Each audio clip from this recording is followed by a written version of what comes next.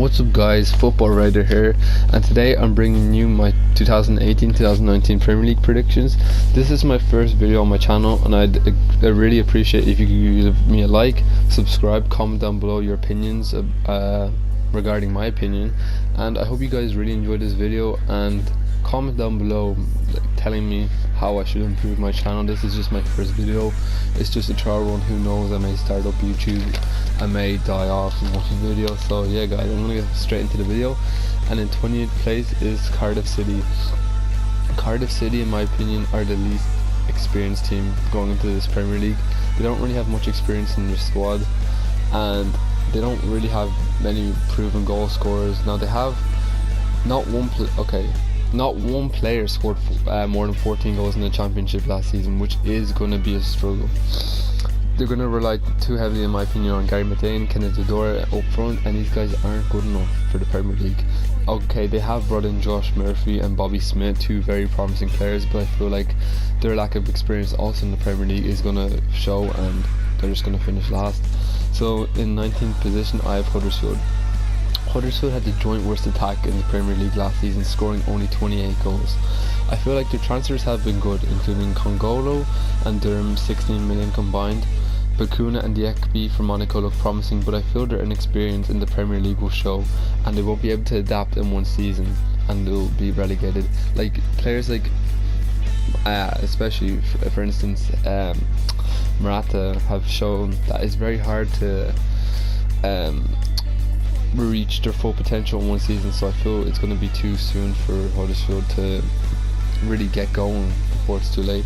So in 18th and the final relegated team, in my opinion, will be Brighton. Glenn Murray won't have as good of a season as he turns 35.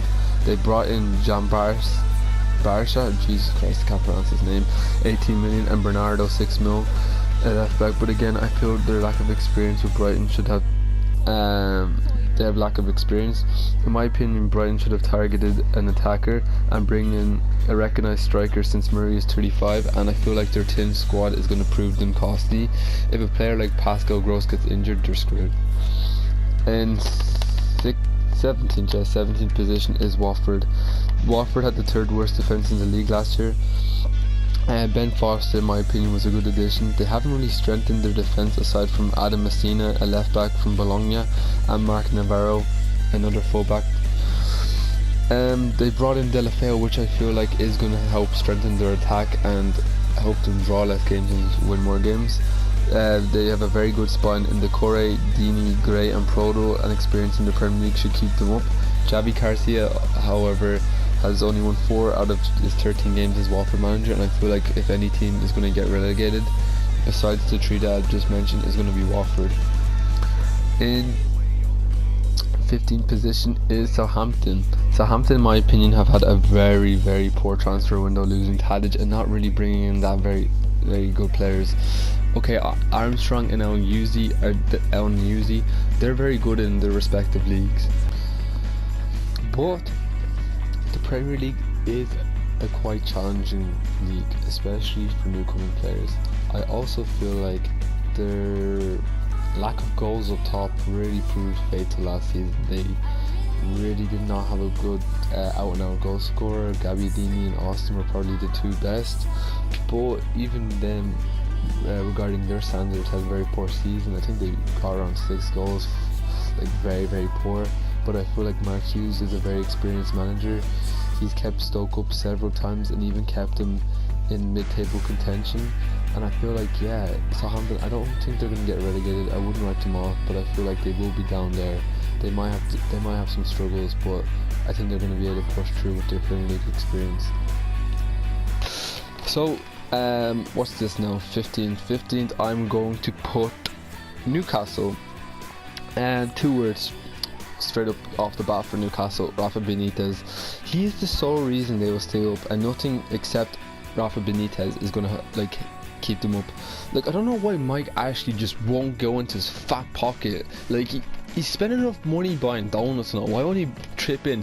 If he gave Benitez backing, they could honestly be a top 8 side. Benitez is such a good manager. He's so underrated. It just pisses me off the way he has to deal with Mike Ashley, such a poor owner.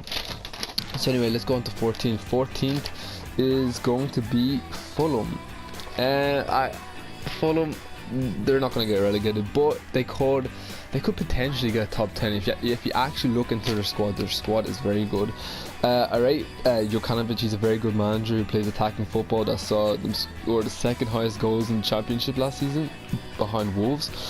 Also, Alfie Mawson 15 mil, Maxime Le Marchand 4 mil. They're two very good centre backs, and I feel like they have a very good defence. Also with Cyrus Christie, they're not going to be conceding many goals. Seri strengthens their core in midfield, and he was very good by 18 mil. Also Mitrovic 18 mil will provide goals, and Mitrovic, he's young, he'll be better in his second stint in the Premier League.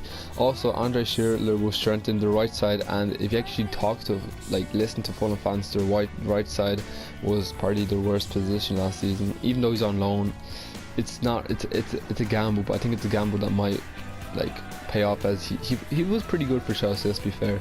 So on to 13th, and 13th is Bournemouth. They've had an average window, bringing in Diego Rico from Leganes in La Liga and an exciting prospect in David Brooks from Sheffield United. Their squad hasn't really declined, and I think most Bournemouth fans will be content for another mid-table finish and able to keep Eddie Howe, considering they don't have the money. They're punching above their weight, and I can't really see them going down. I just see them having another C plus to B season for them. So anyway, let's go on to Crystal Palace. As long as they keep Wilfried Zaha, they're good. They'll be really good. He contributed to 12 goals last season, and I think he could have got a lot more. He's injured for some of last season. They were so bad in the first 10 games. They have a very good spine, including Sako, Milikovic, and even Townsend. I feel like Max Meyer is a very good addition. They got him on a free, guys, but they are paying compensation to Schalke. He's going to fill the gap left by Ruben Loftus-Cheek and Kabay in the number 10 position, and I feel like Benteke was so cold last season, and if he has a good season, he gets above 10 goals, I could see Crystal Palace maybe getting top 8, but that's the thing, is if they keep Zaha, he's now being linked to Chelsea, and I think if they lose Zaha, they could be maybe fighting for relegation. They're just one of those teams, you never know. Next, Burnley. I think Burnley are going to come 11th. The reason they're 11th for me is mainly the fact that two reasons. One, their transfer window has been crap. They've brought in nobody, and they even if they brought in 5 average players, it would have helped out, because they're going to be juggling the Europa League and the Premier League next season, and top 6 sides will tell John Dyche it is hard to juggle 2 major competitions, especially if Burnley really want to have a go in the Europa League. When is the next time they're going to make the Europa League? They're going to have to play their best squad, and I feel like if they brought in 5 good players, they'd be a top 7 side, but they're just going to be too tired next season. Okay, so at 10th, I'm going to put in Wolves. I'm so excited to watch Wolves next season. I feel like they're going to be so good. Their manager's amazing. They're basically being run by George Mendes, one of the most powerful men in world football. They've had a very good transfer window, bringing Rui Patricio for free from Sporting Lisbon, João Moutinho from Monaco, Boli, Raul Jimenez and Leo Benetti. It's clear that they have very high aims for next season, and they want to push on. I feel like after next season, and they could be getting top 8. He won't bring Ronaldo, but just think of he's bringing in Diego Jota and Ruben Neves that they had from last year into the championship. Imagine who he can attract to bring into the Premier League. Jota is a very good player. He got 24 goals, I think, in 21 goals in the championship last season. And Ruben Neves, captain of Porto at 18. They have such a good spawn. I'm honestly, I can't wait to watch Wolves next season. At 9, I'm going to put in Leicester. I don't know, Mahrez, I think is going to be losing Mahrez. I think is going to be too much of a gap to fill for Leicester. Claude Puel needs to be given time to show that he's a good coach. He showed he was a good coach at Southampton. They still sacked him. Bringing Johnny Evans and Ricardo Pereira and keeping Slabhead, aka Maguire, will certainly help their defense. I think they're going to have one of the best defense next season. add to that Chilwell and Schmeichel, yeah, they're going to be solid. The transfer business has been alright, but they're going to be relying on Maddison and Demarai Gray way too much next season, I feel, for goals, because Vardy, he's past his peak. Look at the World Cup, he was dire at the World Cup. So I feel like Maddison might have an average season, but he's going to take a couple of years to adapt to the Premier League. Like Demarai Gray, he's still only getting into adapting to the Premier League. Yeah, we're on to 8 now. Yeah, 8. So at 8 we have West Ham. Yes, West Ham. So behind Liverpool, I feel like West Ham have had the best transfer window. Golden Sutherland are finally like smart enough to splash the cash for once in their life, and they've like spent over 100 million bringing in Fabianski, Diop, Valbuena, Ryan Fredericks, Jack Wilshere, and 2 players I'm quite excited to see in Felipe Anderson and Yarmolenko, who are like, their attack is going to be frightening. Yarmolenko, Felipe Anderson, and Arnautovic, especially under Pellegrini. He is such a good manager. He's won the Premier League. Come on, I feel like that was such a good managerial appointment. They, like, out of nowhere, he was managing in China last season. They just picked him up, and he's not past his peak. He's still a good manager. There's a reason China wanted him. Okay, so after West Ham's in 7th position is Everton. Bringing in Marco Silva is a very smart manager decision, in my opinion.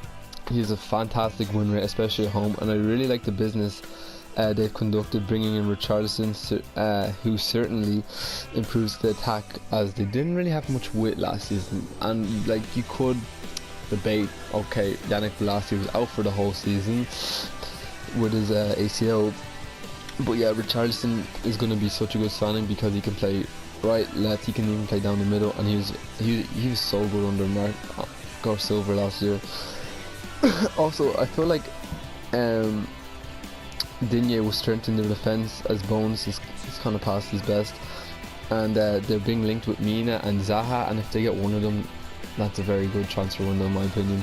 They've also shipped a lot of dead weight in Rooney, Ashley Williams, Funes Mori, and Davy Classes. So yeah, there's no one going to be like not pulling their weight in this Everton squad. I think it's a very good squad for next season. In 6th position, Man United.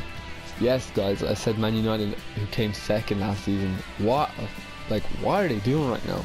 Mourinho is having another meltdown season, and it's always 3rd season syndrome with Mourinho. I wouldn't be surprised if they're 10th by Christmas and he's sacked like Chelsea 3 years ago.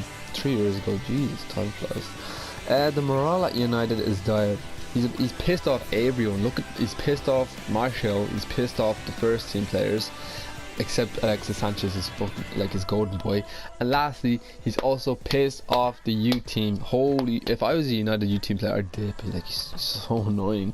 Very average squad if you just look at it. Not exciting apart from Pogba and Lukaku, in my opinion.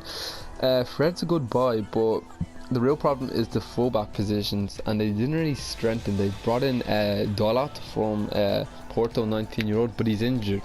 And he's no way is he an upgrade on Valencia. Now I know Valencia he's not the best, but who's this guy? Yeah, who is this guy? I don't even know who this guy is. On to 5th position, Arsenal. I feel like Arsenal, they're one season away from top 4. Like, they're so good like in pre-season. Okay, they're playing like League 2 teams, but still, when they're against Chelsea, they're pretty good, so I'll give it to them. I feel like Arsenal are one season away from fully cementing themselves. Unai Emery will need some time to fully adjust and get his squad ready. However, if Spurs Chelsea slip up, I can fully see Arsenal in top 4. They've had a very good transfer window when you look at how much Emery was given. Like, they had a really small transfer budget. He's managed to brought in Torreira, Socrates, Bernd Leno, Lichtsteiner, and yeah, I feel like he's just really looked at the positions that need strengthening in, and he's done it. Now their attack is frightening next year in Ozil, Mkhitaryan, Aubameyang and Lacazette, but don't count them out top 4, because Chelsea and Spurs, they could easily slip up.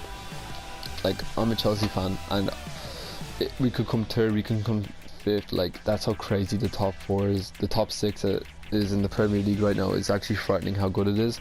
So on to 4th, Spurs. Yeah, what are Spurs doing? Like, I feel like they're not spending. Okay, it's kind of obvious they're not spending because of their new stadium, but still, they need to bring in like players, especially in this like up front. Like Jensen, you can't rely on him. I feel like Simeone's son, who plays for Fiorentina right now, would be an amazing addition. But I don't think they're going to be signing anyone. Now, they are rumoured to be willing to let go of Danny Rose, Alderweireld and Dembele. I don't think that's the smartest decision unless they know that they have backups ready, especially Dembele. He was by top 3 players for Spurs last season. Did you watch him against Juventus? He could have been top 3 centre mids in Premier League last season. He was that good. Anyway, I feel like Pochettino's a really good manager, and Kane, Eriksen and Ali, they have such a good core along with Vertonghen that will just, yeah, like they're guaranteed to be alright next season. Now Chelsea, this is going to get a lot of hate. Chelsea are third.